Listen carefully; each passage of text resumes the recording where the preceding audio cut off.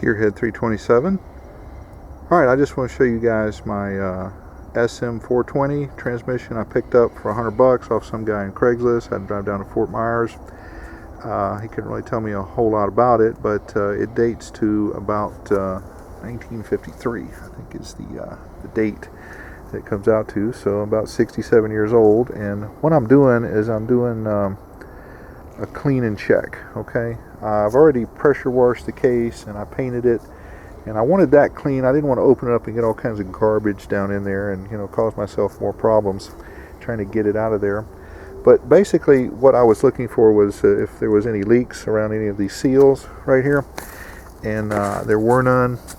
And that was, you know, of course, before I cleaned and painted it. But looked at that to begin with, and that's the drain plug right there. And I got some really thick oil out of that thing. I don't know how long it's been in there, but I would imagine it's been in there for quite a while. But this is, I guess that's reverse, and all the teeth look good. I didn't see any broken teeth. There's a couple teeth that got like some rust, little bit of surface rust on there. I'll clean that off. But you can look at those synchronizers right there. This one looks in really good shape. It has very minimal wear, as does this one over here. So that's a good sign. And then, like I said, none of the teeth broke off, and there's nothing binding, and it goes through all 4 gears. This has the granny gear low speed. That's what I was really attracted to about this transmission for my Jeep project, is it's got the really low gear. I think it's 7-to-1. And the SM420 also has a reputation of being a very heavy-duty, reliable transmission. So those were the two things that gravitated me to it. And plus, you know, it's only $100. That was win, win, win. Something else that I look at on an old transmission like this are the shift forks. And you can see it's got a little bit of wear, but just barely.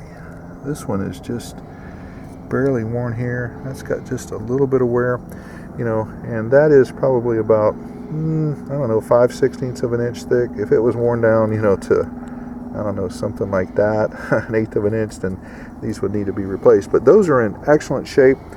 What I've been using to clean the transmission is some free kerosene. Now on my other channel I got 20 gallons of free kerosene, and I washed it. I got the water out of it using some ethanol. But what I did is I put it in a bottle like this, and then you turn the transmission and you just spray. And this, of course, like I said, it was free, but kerosene makes an excellent cleaner, especially getting that sludge off of there.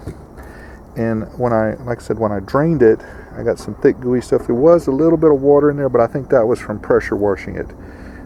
It wasn't milky and mixed in. But overall, I'm thinking that this transmission does not need to be rebuilt. It looks in excellent shape. All I need to do is get an adapter for the transfer case.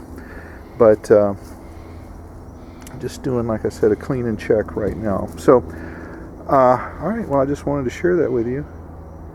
Gearhead 327.